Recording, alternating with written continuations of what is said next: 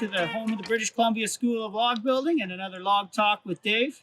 It's a beautiful sunny day here in Golden, British Columbia, so I'm going to keep my sunglasses on while we chat because there's lots of white snow glaring back at me. Today is a really unique episode in our series because I think it's the first time that we are going to have a Log Talk with Dave where we don't talk about logs.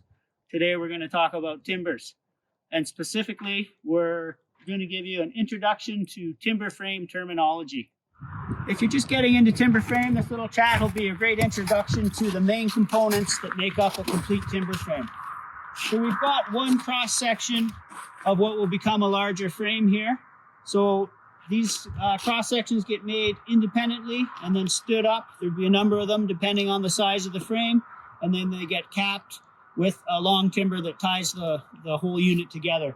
But today we're just going to look at the main cross section of the frame. Each of these cross sections in its complete form like this is referred to as a bent. So you may have a 3-bent frame or a 4-bent frame, whatever the designs call for. So we'll look at the 4 main components that make up a timber frame bent. We'll start with the vertical members, and they are the posts. So in this bent we've got 2 posts. In timber frame talk, all vertical members are referred to as posts and all horizontal timbers are referred to as beams. So running between the 2 posts, we've got a beam that ties the 2 posts together and therefore is conveniently called the tie beam.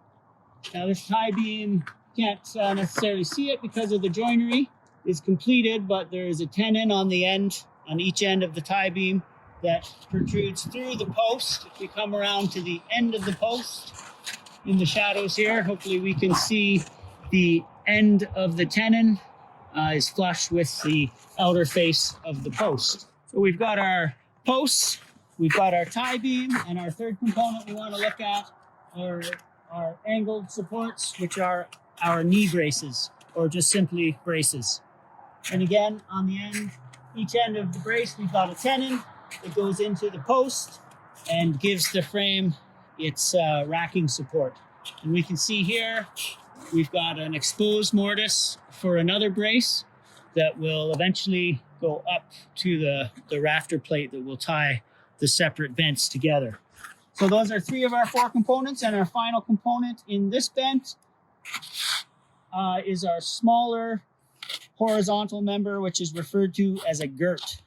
Now, in traditional timber framing, the main purpose of the girt was to give some additional tie together between the posts, but its principal role was as a nailing board for siding. If we're looking back to traditional timber framing, which was generally for barn building use back in the 1800s. So that's its principal role, is a way to hold siding on, help hold siding onto the building. So again, posts, tie beam, braces, girt. And that gives you a good quick introduction to the main terminology for a timber frame. If you'd like to learn more about how we lay out and cut the timber frame joinery, come and join us at the British Columbia School of Log Building for one of our timber frame courses. And thanks a lot for watching this Log Talk with Dave. If you enjoy these chats, then subscribe to our channel. And we've got lots more videos. Hope you enjoy them.